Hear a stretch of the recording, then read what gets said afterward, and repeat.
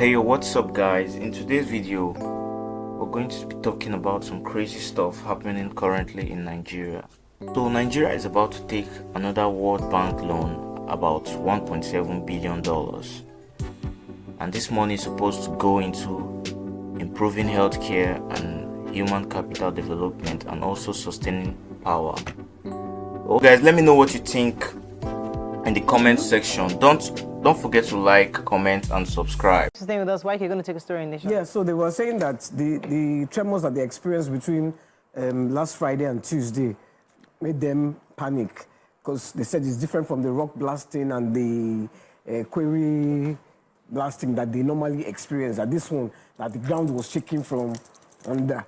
But the government have said, no, there's nothing to worry about. It's just, it's only level 3 and 4 on the, I'm assuming, the Richter scale. So it's nothing to worry about. They should just stay calm. Those ones are saying, calm, okay. And I cannot blame them. Calm, okay. Make ground they shake from under. Why don't you believe your government? You are a meteorologist. You know better. I expected you to even go read this. You don't call it 10 times. Some people said that their buildings are shaking. Yes, it's And the government of the day has told you not to worry. The thing, Because you don't trust They the told us not to government. worry about a lot of things. They don't want them saying. That's how they say nothing was happening to the dam. We are hungry. Nothing must happen to the dam. Now everybody Everybody is Please, now let's shaking. trust that the government, they know what they're doing. Come. Yes.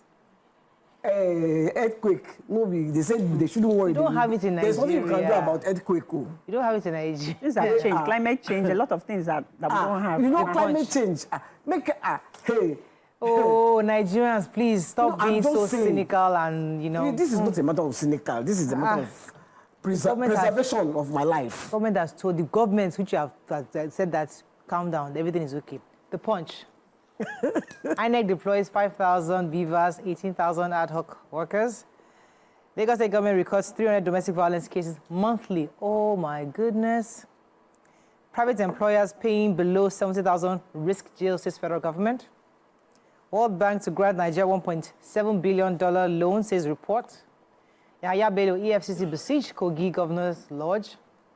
Tinubu may merge MDA's scrap humanitarian ministry. And Cameroon down states plan emergency shelters. Okay, story? I have the 70,000 naira story. So at the this event, the annual general meeting of the Employers Association for Private Employment Agencies of Nigeria held in Ikeja, the federal government, the DG, was warning private sector recruitment agencies that they should adhere to the 70,000 minimum wage when they are employing. The PAMSEX of the Ministry of Labour Employment, Kacholom Daju, was saying this at this 13th annual general meeting of the Employers Association for Private Employment Agencies of Nigeria. And he said that it is now law to pay the 70,000 minimum wage and they should adhere. And it's now a crime for any private employer who pays below 70,000 minimum wage. But the president of the Employers Association of Private Employment Agencies of Nigeria, Dr. Olufemi Ogunlowo, says federal government and NLC, you should come and clarify whether this 70,000 minimum wage is net or gross, stating that whatever gray areas are there should be highlighted and explained. So we're looking at the way they'll go. Okay. Our president, there are strong indications within the presidency that the president, Bola Tinubu, may scrap the Ministry of Humanitarian Affairs and Poverty Alleviation as part of the major reshuffling that is expected to happen. The exercise would also see some portfolios split and others merge into a single entity, while some ministers would be relieved of their duties. And this is according to the performance of the ministers. If you recall, he had appointed Mrs. Hadiza Bala Usman, who is a special advisor to the president on policy coordination, and her job is to be like the one who reviews the performances of the ministers. And according to this report, there are indications that some ministers may be losing their jobs very soon because this riot was given to them 10 months ago, from last year, November, and that some MDAs may be merged to obviously reduce the cost of governance. So we'll see how that goes. We continue to do what we do best in Nigeria, borrow. The federal government is set to receive a fresh loan from the World Bank with the approval expected for loans worth $1.7 billion. This loan is expected to be approved on September 26, 2024, according to the official documents obtained by The Punch. It says that when this fund is received, they'll be shared via 3 major development projects aiming at enhancing Nigeria's economic stability. The first project is the Nigerian Primary Healthcare Provision Strengthening Program, which is set to receive $500 million. The second would be for the Nigerian Human Capital Opportunities for Prosperity and Equity Governance, which is also proposed to receive $500 million, while the Sustainable Power and Irrigation for Nigeria project will receive EAS funding of $700 million.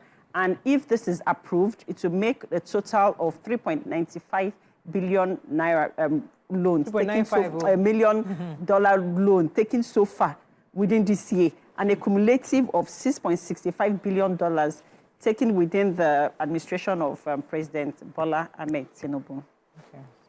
Okay, so the Lagos State records 300 domestic violence cases monthly. This is according to the Executive Secretary of the Lagos State Domestic and Sexual Violence Agency, Titilola Vaivo Adeni. She says the agency handles 300 domestic violence cases on a monthly basis. She says in the last 10 years that they have 6,333 survivors that they have assisted, and they are still assisting. She says more people are coming round. Over the last 10 years, more people have come round, and the silence on the matter is gradually being broken. They're very happy, and they're dealing with about 300 cases now monthly. Wow. That's still huge. Wow. That's still huge. Okay, moving on to Daily Sun. Edo Guba, which nobody wants to take. US, UK urged to slam visa ban on election riggers. Hunger and insecurity suffocating Nigerians. Anglican Church says few individuals have usurped nation's wealth.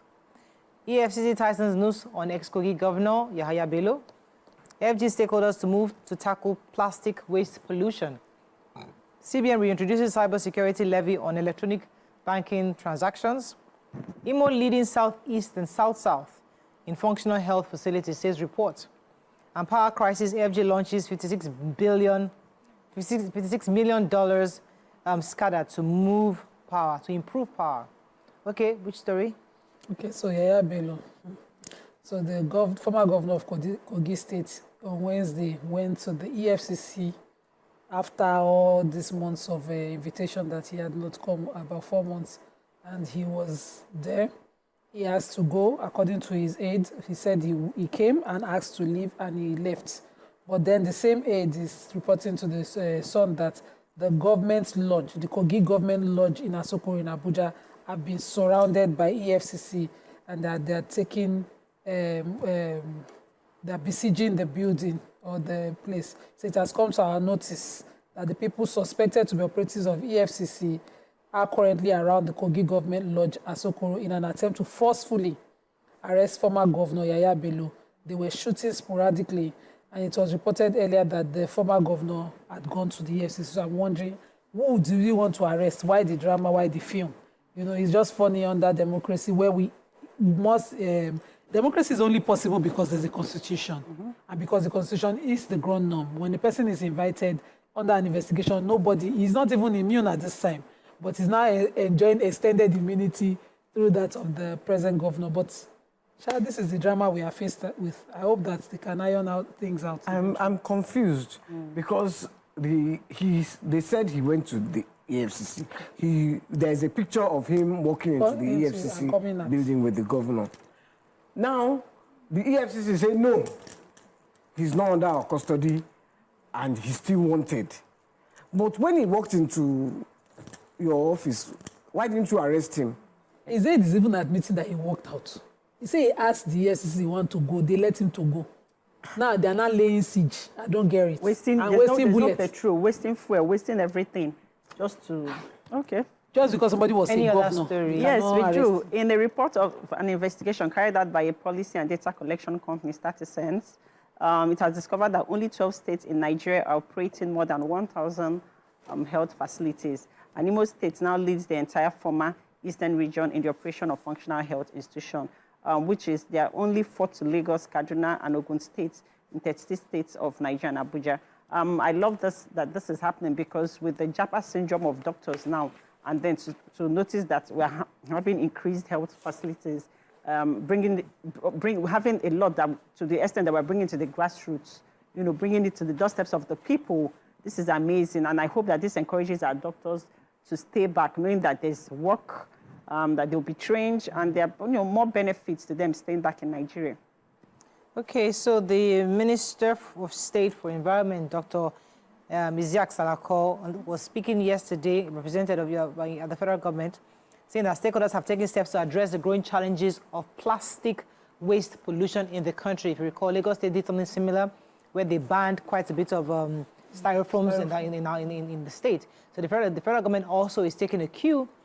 Says that the stakeholders meeting yesterday, the minister was represented by Dr. Amadu Jibril, the Assistant Director for Solid Waste Ministry. He said that the objective of the Basel Convention is to which Nigeria is signatory was to protect human health and the environment by establishing appropriate control mechanisms and regulations for hazardous waste generated by the international community, amongst others. So Nigeria is a party to it, and we're going to ensure that they clear up all the waste in our country as soon as possible. Moving on now to the Vanguard, our probably our final paper for this morning. Let's find a story we've not taken. Importers abandon fish cargoes in Lagos port over Forex landing cost. Major marketers begin lifting of petrol from Dangote refinery. School resumption, parents, authorities blame low turnout on harsh economy. Only 7 states fully implemented contribution as assets hit 20.79 trillion naira. And Mossop writes, Mossop threatens oil war in Ogoni. Okay, which story are we taking? Okay, so the chairman of the Seaport Terminal Operators of Nigeria, Vicky Hastrop, has confirmed that fish cargoes are abandoned at the Lagos ports across Lagos. She was speaking at the, sorry, I'm assuming she is a she. Is she? Speaking at the 2024 SCAN Dock Workers Day in Lagos, she noted that no fish vessel is even coming to the ports in this September, but the ones that have already come cannot be cleared due to Forex and landing costs, and that they are left abandoned there. And we know this is a decomposing food that, it has the ability to degenerate quickly. Also, it's a major source of food for Nigerians, and that's me taking it out of the story. But back to the story, she said, as I'm talking today, we are not expecting any fish vessel at ENL. A lot of fish vessels used to call at ENL, and anytime call at ENL anytime. But now we are not expecting any fish vessel throughout this month. This is because fish has become very expensive for Nigerians, and most of the cold rooms in Lagos are full due to low demand. This is, if they're even already in cold room, it's better, but to see it waste is a concern for me.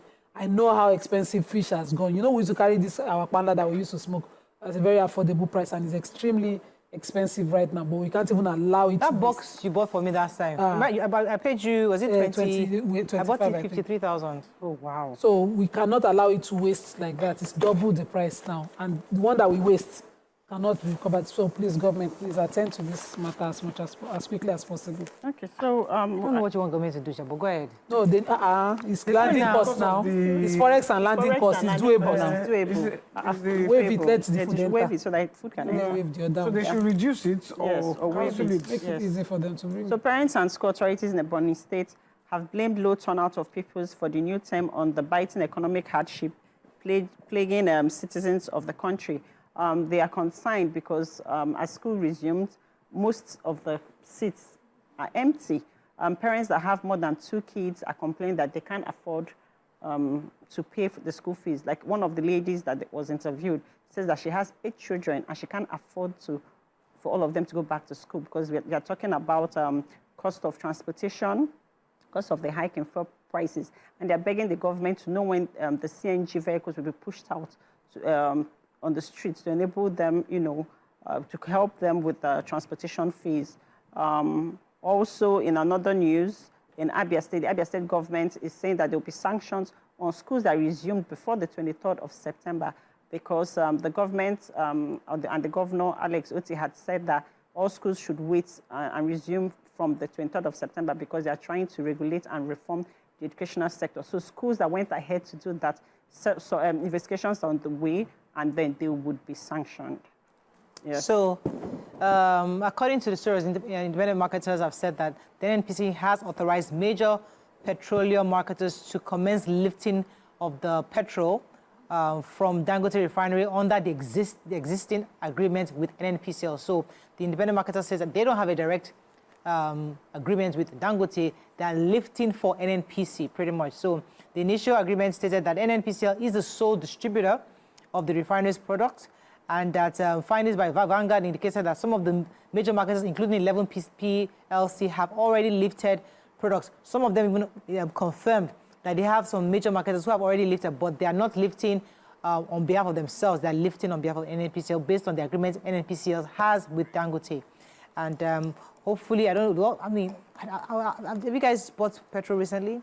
I don't even know. You don't know if it's Dangote's the old refinery. price, so It's I the old don't price. want to. They've not even put. So it's that I just they want to confirmed they buy. are still lifting with the 875 naira per liter Which one is the old price? arrangement. 650? 886. Was- 875 is what they are lifting. 868. Sorry. So anyway, that's all we can take on this front page review. Let's go on a short break. When we come back from our next segment, stay with us. We'll be right back.